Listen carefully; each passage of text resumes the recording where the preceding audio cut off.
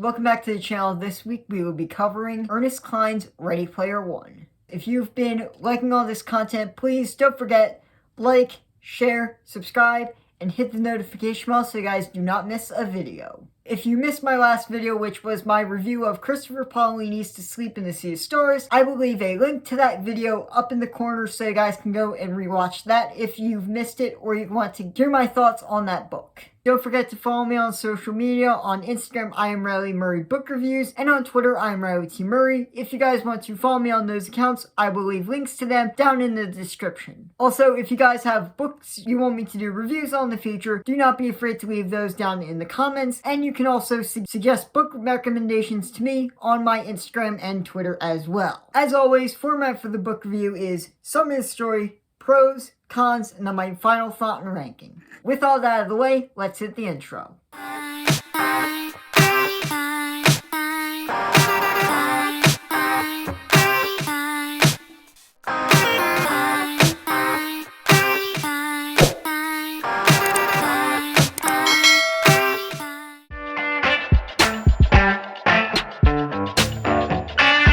Our story follows our main character, Wade Watts, who is a kid from Portland who is really obsessed with video games. Our story starts off after the death of James Halliday, creator of the OASIS. The OASIS is this new, massive, game-changing video game system that the entire world is now using. After Halliday's death, this massive Easter egg hunt starts for 3 keys which are spread across the entire OASIS. Wade must use his incredible knowledge of 80s video games, music, and pop culture in general to go around the OASIS and to find all of the keys and to open all of the gates so that he can be the first one to win Halliday's fortune. But he is not the only one looking for the egg. He must compete against fellow egg hunters and a massive conglomerate called IOI, or Innovative Online Industries, who are also looking for the egg.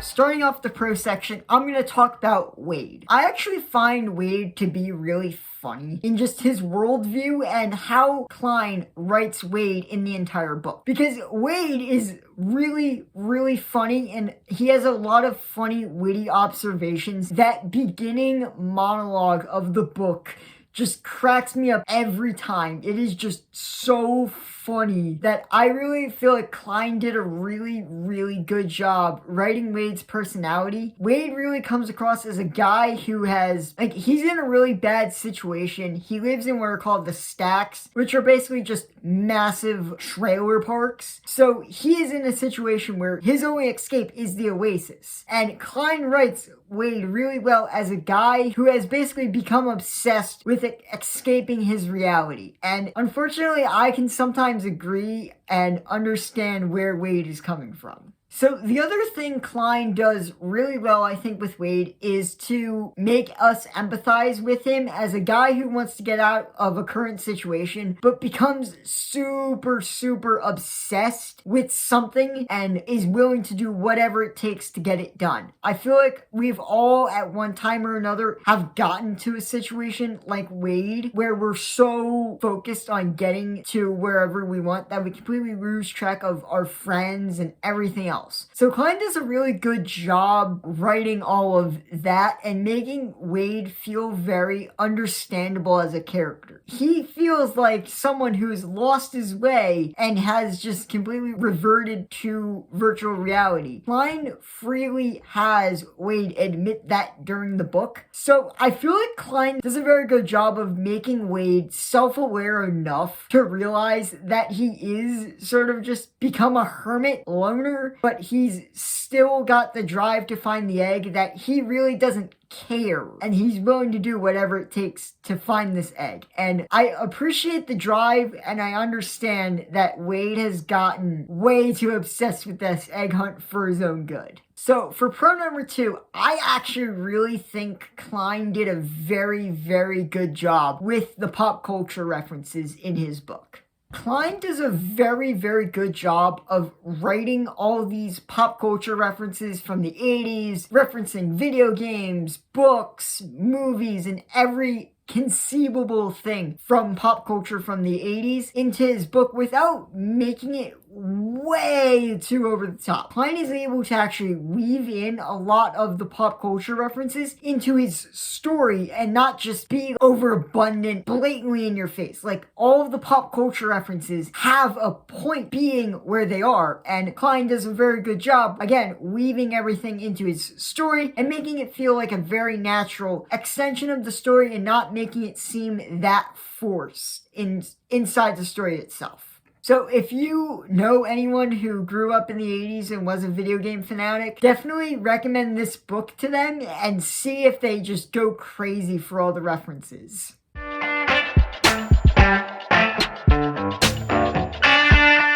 So the one real con I have is that Wade is the only POV character we get to follow. So don't get me wrong, I really do like Wade as a character, but I really wish that Cline had utilized the other characters in the book more, particularly Artemis. And there's one point in the book where I really wish he had switched from Wade's point of view to hers. And that is after the distracted globe attack happens and the two of them aren't talking to each other. There's this entire section of the book where Wade's just kind of moping around. And I feel like that really kind of needed to be there, but it really didn't need to be as long as it was. I wished Cline would have switched from Parzival / Wade's point of view and gone into Artemis's, because again, we could have gotten a development on another interesting character with Artemis. We could have seen her worldview and gotten her reaction to what had happened with Wade. Again, it's a very missed opportunity that I really wish Cline had taken advantage of.